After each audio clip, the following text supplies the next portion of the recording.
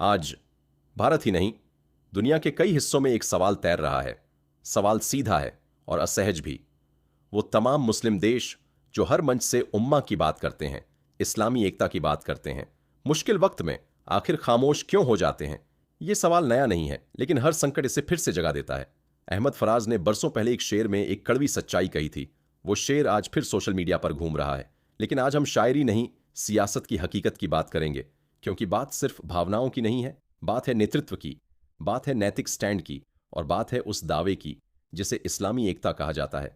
Khamenei अपनी सार्वजनिक जिंदगी में बार बार एक बात दोहराते रहे कि शिया और सुन्नी दो ध्रुव नहीं हैं, एक ही दरख्त की दो शाखाएं हैं, एक ही बाग के दो फूल हैं। ये सिर्फ धार्मिक अपील नहीं थी, ये एक राजनीतिक संदेश भी था। संदेश यह कि मुस्लिम दुनिया की ताकत उसकी आंतरिक एकता में है, न कि आपसी अविश्वास में, न कि संदेह में, न कि खामोशी में।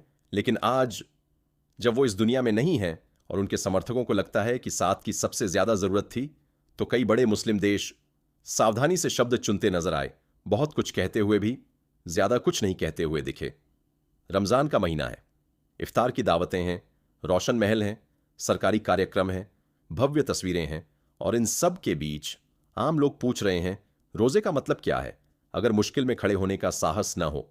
इबादत का मतलब क्या है अगर इंसाफ की आवाज में ताकत ना हो? यह सवाल कठोर है, लेकिन सवाल है। सोशल मीडिया पर बहस अब भावनात्मक नहीं रही। अब नाम लेकर सवाल पूछे जा रहे हैं। जब हालात तनावपूर्ण थे, तब सऊदी अरब क्या कर रहा था? तुर्की क्या कर रहा था? पाकिस्तान क्या कर रहा था? क्या सिर्फ बयान काफी थे? क्या प्रेस रिलीज उम्मा की परिभाषा पूरी कर देती है? आलोचना यह है कि कई देश संतुलित भाषा में राजनयिक सावधानी के साथ अपना दायित्व पूरा मान लेते हैं। लेकिन क्या संकट के समय सिर्फ शब्द काफी होते हैं? एक और सवाल है, जो देश खुद को हरमैन शरीफैन का खिदमतगार कहता है, जो इस्लामी दुनिया की अगुवाई का दावा करता है, वो निर्णायक क्षणों में रणनीतिक खामोशी क्यों चुनता है? क्या यह कूटनीति है या प्राथमिकता?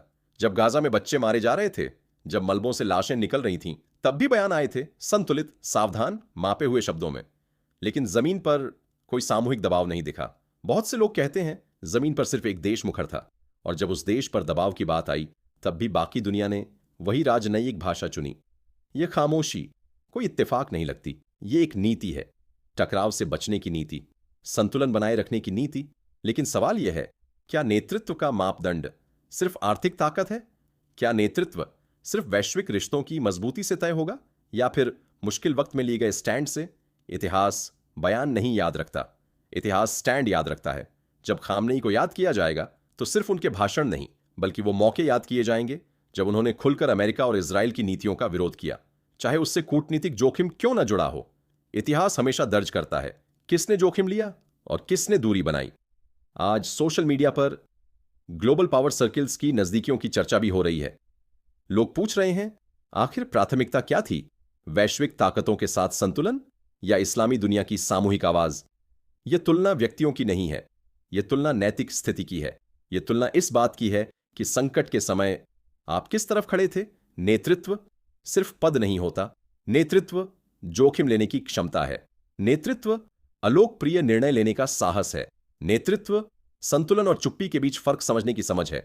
आज सवाल यही है, इस्लामी दुनिया की असली लीडरशिप कौन तय करेगा? धन, डिप्लोमेसी, या फिर जोखिम उठाकर लिया गया स्टैंड?